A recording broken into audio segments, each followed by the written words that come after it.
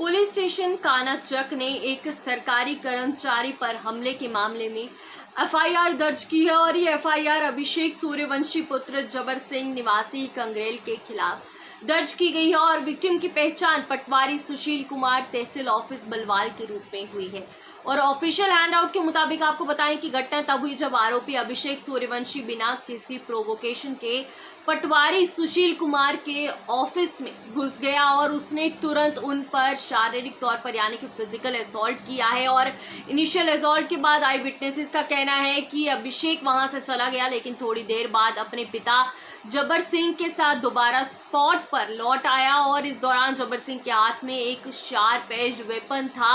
और यानी कि उसे कि एक नुकीला धारदार हथियार भी उनके पास था। और पुलिस के मुताबिक उनका इरादा पटवारी पर दूसरा हमला दोबारा से करने का था। और जैसे ही इंसिडेंट की सूचना मिली, मैटर लोकल पुलिस को रिपोर्ट किया गया। कानाचक पुलिस ने तुरंत एफआईआर नंबर 111/2025 दर्ज की और केस नंबर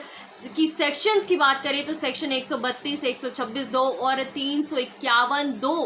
को भारतीय न्याय संहिता यानी कि बीएनएस के तहत फिर रजिस्टर भी किया गया, जो पब्लिक सर्वेंट्स के खिलाफ असॉल्ट और इंटिमिडेशन से संबंधित है। यानी कि एक व्यक्ति ने पटवारी पर सरेआम आपको बताते चलें कि अब हमला किया है और दूसरी बार वो व्यक्ति वापस जाता है और उसके बाद उसके पिता भी आते हैं और ये बताया जा रहा है, यानी कि आई विटनेसेस की बात करें तो उनका कहना है कि वो दोबारा से उन पर यानी कि पटवारी पर हमला करने की फिराक में वहां आया था। और अथॉरिटीज ने बताया है कि इस केस में डिटेल्ड इन्वेस्टिगेशन फिलहाल की जा रही है। पुलिस दोनों आरोपियों के रोल का एनालिसिस कर रही है और ये भी देख रही है कि वेपन लेकर वापस आने के पीछे असल में एक्चुअल प्लानिंग उनकी क्या थी। और लॉ एनफोर्समेंट ऑफिशियल्स ने साफ शब्दों में कहा है कि किसी भी पब्लिक सर्वेंट पर हमला, धमकी या इंटिमिडेशन को बर्दाश्त नहीं किया जाएगा और कानून के तहत सख्त से सख्त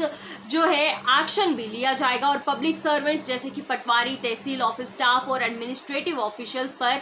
असॉल्ट करने वालों के अगेंस्ट भारतीय न्याय संहिता में एक ग्रेव ऑफेंस माना गया है और ऐसे केसेस में कन्विक्शन होने पर काफी सख्त सजा भी हो सकती है और जो इम्प्रिजनमेंट के साथ पेनल्टी तक हो सकती है। और पुलिस ने अपील की है कि पब्लिक ग्रीवेंसेस को लीगल जो प्रोसेस है उसके जरिए उठाया जाए, ना कि वायलेंस का सहारा लिया जाए, कि जिस तरह इस व्यक्ति ने भी वायलेंस का सहारा लेना ज़रूरी समझा। और हो सकता है कि कानूनी तौर पर अगर वो आगे जाते तो मदद भी मिल सकती थी, लेकिन इन केस अगर ऐसा कोई कुछ करता है तो उसके खिलाफ ही जो इन्वेस्टिगेशन है हो सकती है और इसे लेकर हर किसी को सतर्क रहने की ज़रूरत है। फिलहाल इस अपडेट में हमें दीजिए इजाज़त। धन्यवाद।